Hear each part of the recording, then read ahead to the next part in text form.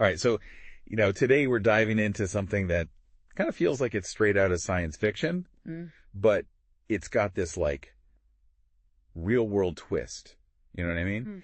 And it all started with this paper you sent us, the big green button. I mean, just the title alone told me we were in for a wild ride with this one geoengineering. Yeah, it's one of those things, it's like ripped from the headlines or maybe, like you said, a sci-fi movie. Totally.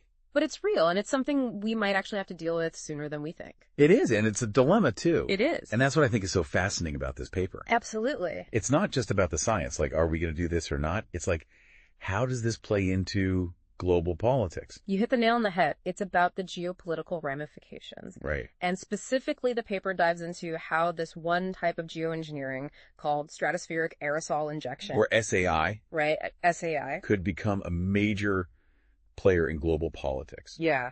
And the players, everybody's watching the U.S. and China. The big two. Okay, so SAI, for those of us who, haven't been briefed on this by a supervillain lately, break it down.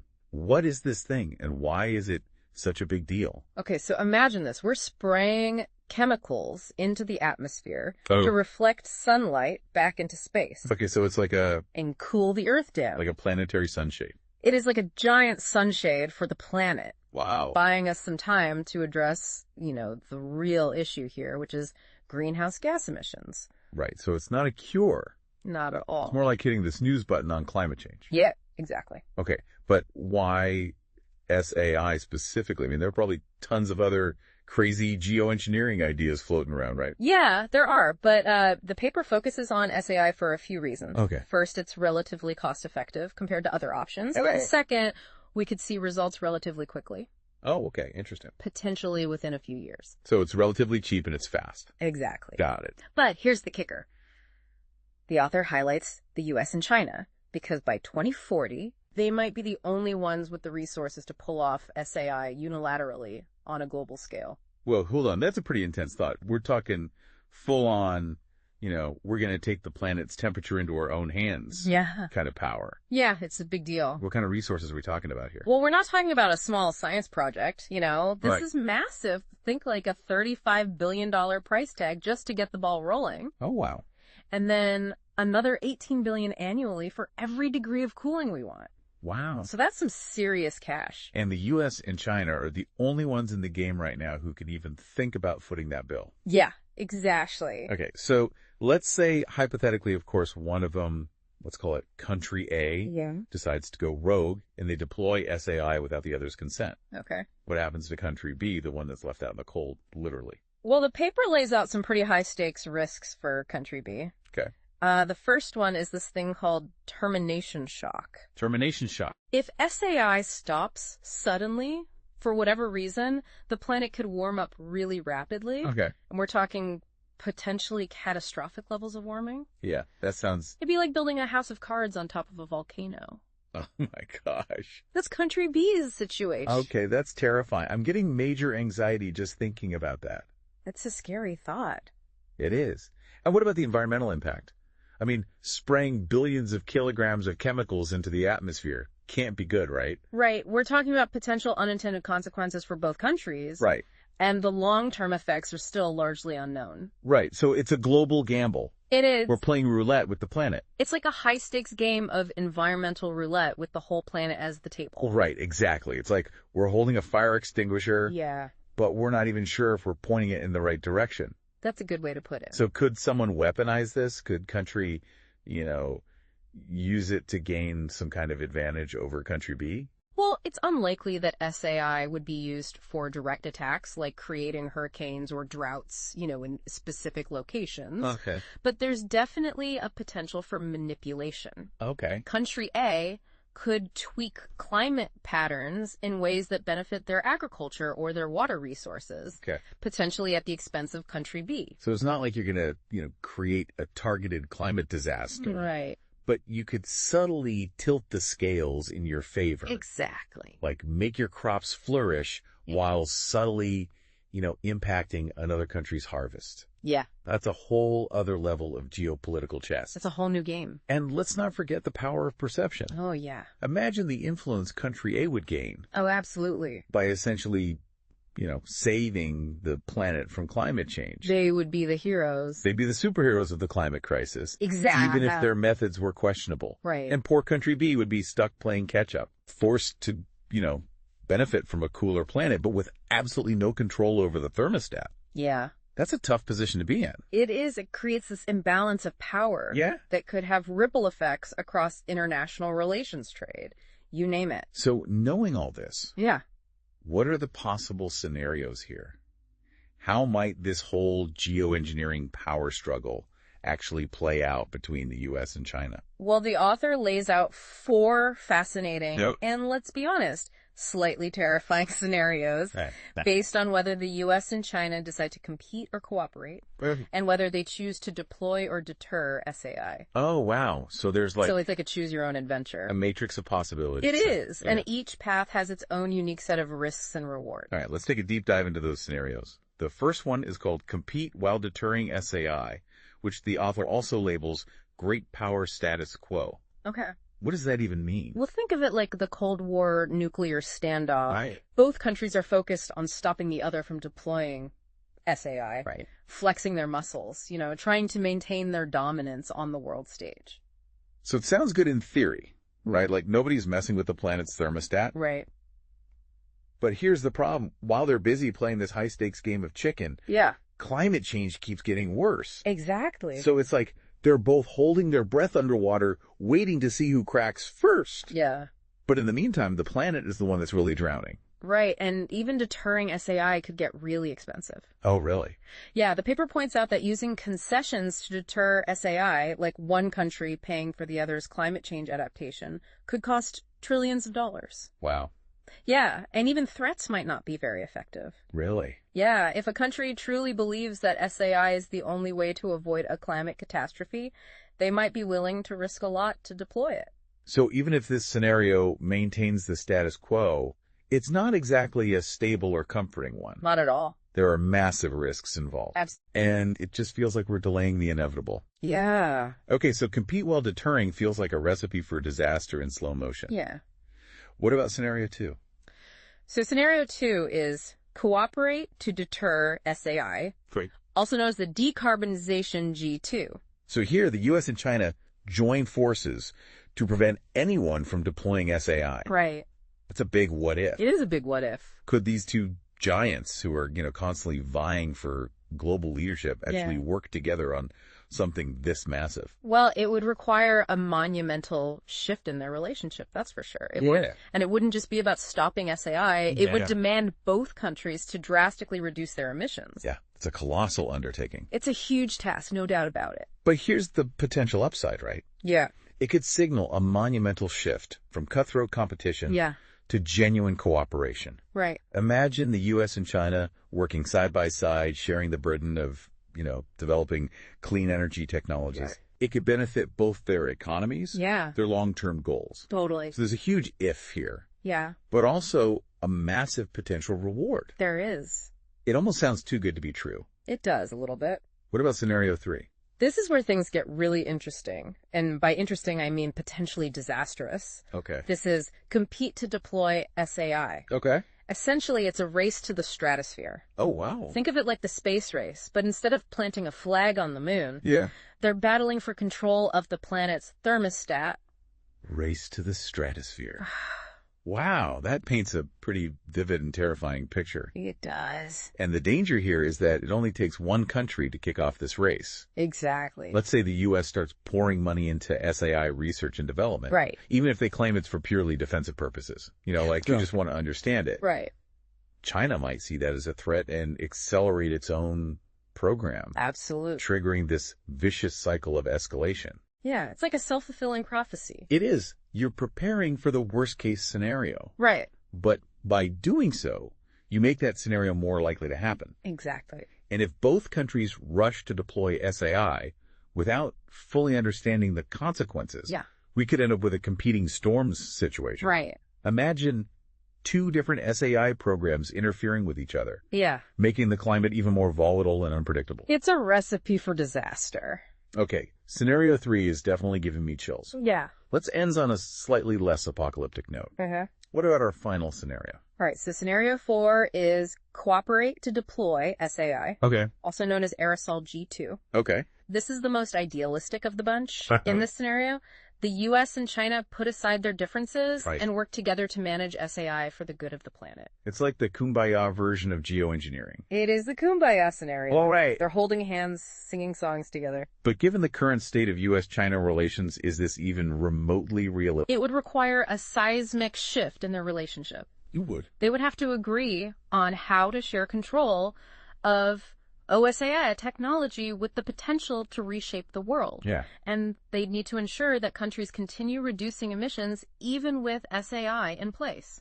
Yeah, I can see that being a major challenge. Yeah. It's like, why bother cutting back on pollution if the big green button is already doing the job right? Exactly. It almost defeats the whole purpose of SAI in the first place. Right. It's like taking painkillers for a broken leg. You know? Right. It might make you feel better in the short term. Yeah. But you still need to set the bone and go through physical therapy to fully heal. Right. SAI is not a cure. It's a temporary fix. It might buy us some time, but ultimately we need to fundamentally change our relationship with the planet. Yeah. And transition to a cleaner, more sustainable way of life. Exactly. And the good news is that both the U.S. and China have already started investing in renewable energy. They are, and that's encouraging. They're taking steps in the right direction. But the scale of the problem is so enormous that they need to ramp up their efforts significantly. Oh, absolutely. They need to go all in. It's not about dipping their toes in the water. Yeah. They need to, dive in head first. Exactly. But doesn't this tie back into that security dilemma we talked about? It does. Even if both the U.S. and China are genuinely committed to reducing emissions, Yeah. they might hesitate to go all in because they don't trust the other side to do the same. Absolutely. They might fear being exploited, Yeah. putting their own economic and national security at risk. Exactly. It's like a high-stakes game of poker where everyone is trying to figure out each other's bluffs while the planet's future hangs in the balance. Yeah, and that's why open communication and trust building between these two powers is so important. So what does that look like in practice?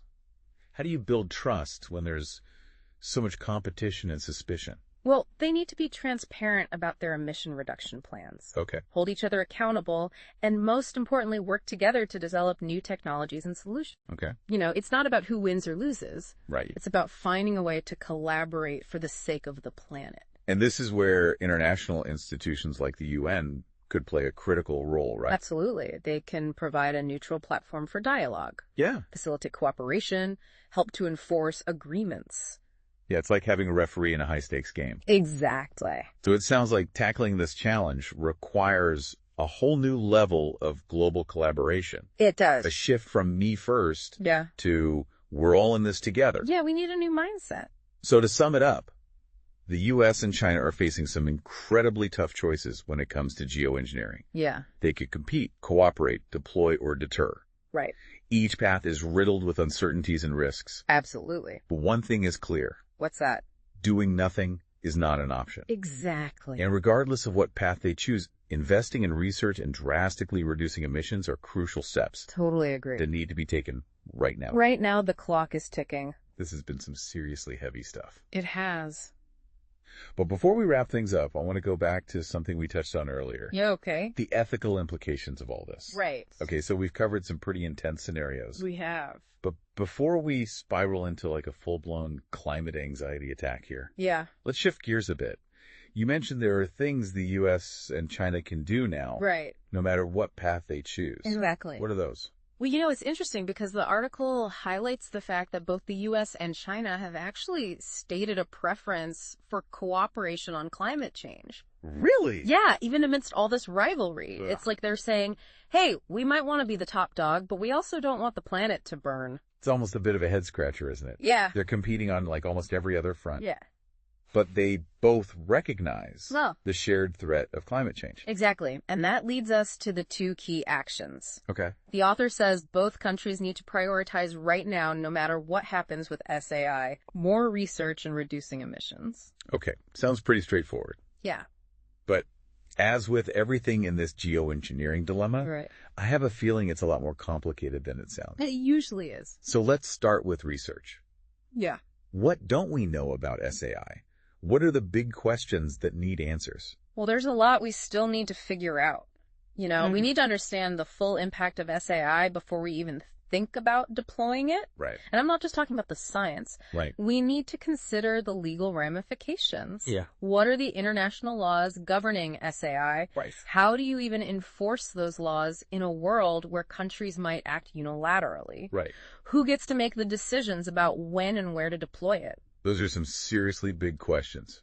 It's like opening a Pandora's box of geopolitical headaches. It is, and here's where it gets even trickier. Even researching SAI could be seen as a threat by the other country. Wait, what? How could researching something be considered a threat? That doesn't make sense. Well, imagine you're China, okay? And you see the U.S. investing heavily in SAI research. Right. You don't know if they're just trying to understand the science or if they're secretly developing the capability to deploy it without consulting anyone.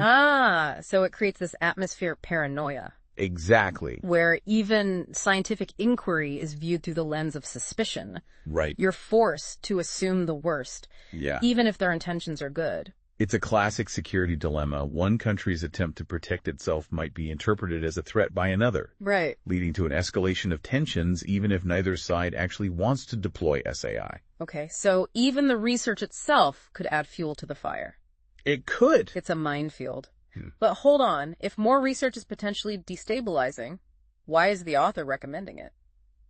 Well, because regardless of whether they choose to compete or cooperate on SAI, more research is ultimately in everyone's best interest. Okay. The more we understand about SAI, the better equipped we'll be to make informed decisions, whether that means deploying it responsibly or figuring out ways to prevent its misuse. So it's about minimizing the unknowns. Exactly. Having all the cards on the table before making a move. Knowledge is power, as they say. Absolutely. And that brings us to the second key action, reducing emissions. Right. This one seems like a no-brainer. Yeah. If we want to avoid, messing with the planet's thermostat, Yeah. the best solution is to address the root cause of climate change, right? Couldn't agree more. The author makes it very clear that even if SAI is deployed, Okay. reducing emissions would still be absolutely crucial. Right. So it would minimize the risks. Yeah. And it would shorten the duration of SAI use. Exactly. Essentially allowing us to wean ourselves off this planetary Band-Aid Yeah. as quickly and safely as possible. It's like taking painkillers for a broken leg. Right. They might make you feel better in the short term, Yeah. but you still need to set the bone and go through physical therapy to fully heal. Right. SAI is not a cure. It's a temporary fix. Exactly. It might buy us some time, but ultimately we need to fundamentally change our relationship with the planet and transition to a cleaner, more sustainable way of life. And the good news is that both the U.S. and China have already started investing in renewable energy. They have. Okay. That's encouraging. They're taking steps in the right direction. But the scale of the problem is so enormous. It is. They need to ramp up their efforts significantly. Oh, absolutely. It's not about dipping their toes in the water. They need to dive in head first. Yeah, they need to go all in. But doesn't this tie back into that security dilemma we talked about? It does. Even if both the U.S. and China are genuinely committed to reducing emissions, Yeah. they might hesitate to go all in because they don't trust the other side to do the same, Right, they might fear being exploited. putting their own economic and national security at risk. It's like a high-stakes game of poker where everyone is trying to figure out each other's bluffs Right. while the planet's future hangs in the balance. Which is why open communication and trust building between these two powers is so essential. Absolutely. So what does that look like in practice? How do you build trust when there's so much competition and suspicion? Well, they need to be transparent about their emissions reduction plans. Okay. Hold each other accountable, and most importantly, work together to develop new technologies and solutions. Right. It's not about who wins or loses, it's about finding a way to collaborate for the sake of the planet. And this is where international institutions like the UN could play a critical role. Absolutely. They can provide a neutral platform for dialogue, Yeah. facilitate cooperation, help to enforce agreements. It's like having a referee in a high-stakes game. Exactly. So it sounds like tackling this challenge requires a whole new level of global collaboration. It does. A shift from me first to we're all in this together. Yeah, we need a new mindset. So to sum it up, the U.S. and China are facing some incredibly tough choices when it comes to geoengineering. Yeah, tough choices. They could compete, cooperate, deploy, or deter. Right. Lots of options. Each path is riddled with uncertainties and risks. Absolute. But one thing is clear.